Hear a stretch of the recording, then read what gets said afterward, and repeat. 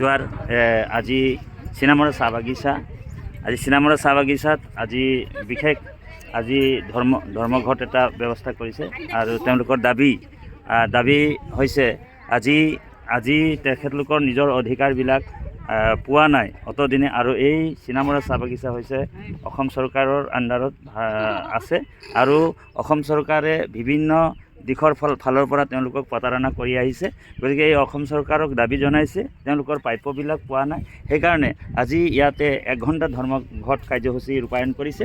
কামৰ মাজতে তেওঁলোকে উপস্থিত হৈ আছে আৰু কামৰ মাজৰ পৰাই তেওঁলোকে এটা বস্তু বিচাৰিছে, যিখিনি বস্তু পাব লাগে চৰকাৰে তেওঁলোকক দিব লাগে সেইবিলাক দিয়া নাই আৰু ইলেকশ্যন সময় আহিছে। ইলেকশ্যনৰ সময়তে যাতে সেই ধৰ্মঘটটো কৰাৰ উদ্দেশ্যটো এইটোৱে যাতে ইলেকশ্যনৰ আগে যাতে সেইখিনি আমাৰ পূৰ্ণ কৰা হয়। সেইকাৰণে আমি উপস্থিত হৈ আছোঁ এই ধৰ্মঘট কাৰ্যসূচীত আৰু দেখা গৈছে দাবীটো সম্পূৰ্ণৰূপে তেওঁলোক উত্থাপন কৰিছে আৰু আমাৰ চাহ বাগানৰ তথা চাহ জনগোষ্ঠী আদিবাসী হওক চাহ জনগোষ্ঠী মানুহবিলাকক সদায় মানে উদাৰ চৰিত্ৰ আৰু সেই উদাৰ চৰিত্ৰ মানুহবিলাকক সদায় যিকোনো চৰকাৰে মানে প্ৰলোভন বা কিবাকিবি দি কিনি এই সামান্য ইলেকশ্যনৰ কাৰণে সামান্য কিবা এটাৰ কাৰণে তেওঁলোক কিবা এটা অৰিহণা দি কিনি তেওঁলোকক মানে নিজৰ ক্ষমতাত মানে আসন ল'বলৈ চেষ্টা কৰে। কিন্তু আজি দেখা যায় বিভিন্ন জ্বলন্ত সমস্যা আছে চাহ বাগানত, কিন্তু সেই জ্বলন্ত সমস্যাবিলাক কিন্তু সমাধান কৰা দেখা নাযায় আৰু আমি উপস্থিত আছোঁ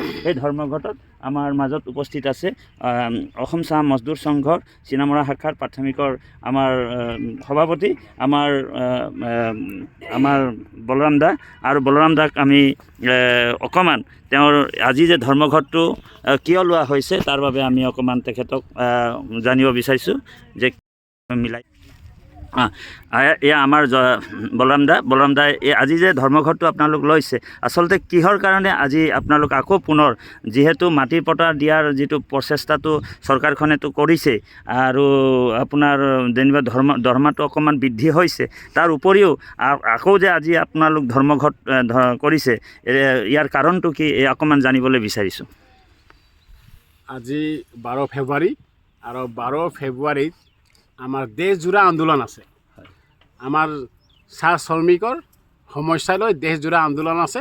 সেই আন্দোলনৰ কাৰ্যসূচীত আমি আজি অসম চাহ নিগমও চিনামৰা চাহ বাগিচাত আমি এই কাৰ্যসূচী পালন কৰিছোঁ আৰু এই কাৰ্যসূচীত আমাৰ অসম চাহ নিগমৰ বহু সমস্যা আছে আৰু বহু সমস্যা আমি কৰিও আমাৰ মূল কিছুমান সমস্যা আছে। আমাৰ অসম চাহ নিগমৰ চৰকাৰৰ বাগিচা চৰকাৰৰ বাগিচাখনত আমাৰ বদলি কামসমূহ বন্ধ কৰি ৰাখিছে চৰকাৰে আৰু আমাৰ দৰমহাও বৃদ্ধি কৰিব লাগে আৰু 250 টকা আমাৰ ঘৰ চলিবৰ অসুবিধা হৈছে। আজি বহুত সামগ্ৰীৰ দাম বাঢ়িছে। সেইকাৰণে আমাৰ জনজাতিকৰণো দিব লাগে আৰু বদলি কামসমূহ দিব লাগে। অসম চাহ নিগম অল অসমতে দি আছে বদলি কামসমূহ, কিন্তু এই চৰকাৰৰ বাগিচাখনতে আমাৰ বদলি কামসমূহ বন্ধ কৰি থৈছে। গতিকে আমি চৰকাৰক দাবী জনাওঁ আজিৰ এই কাৰ্যসূচীত আমাৰ বদলি কামসমূহ আৰু যিকেইটা প্ৰমোশ্যন 15 চনৰ পৰা বন্ধ কৰি থৈছে।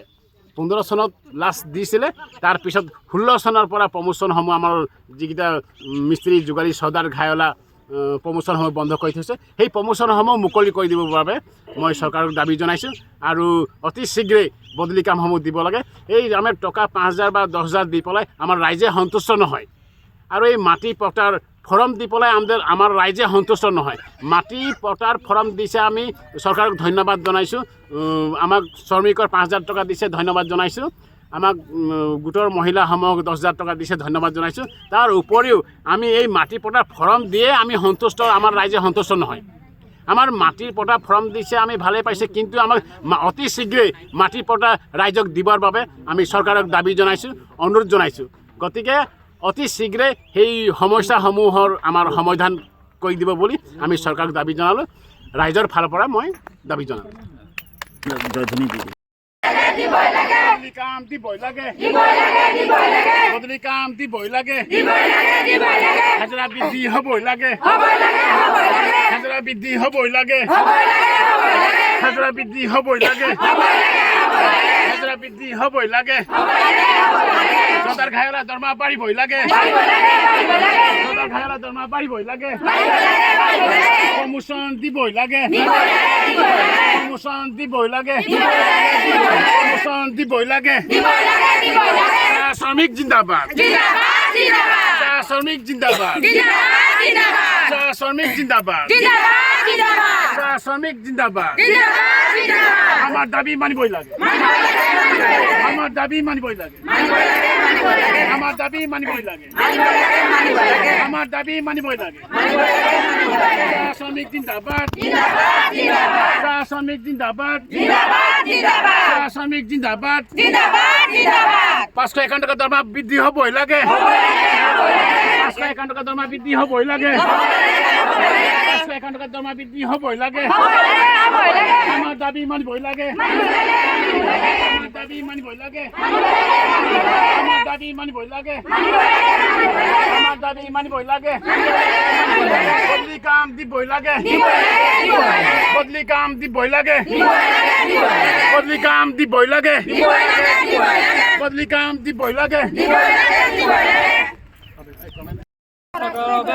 বদলি কাম দিবই লাগে বদলি কাম দিবই লাগে বদলি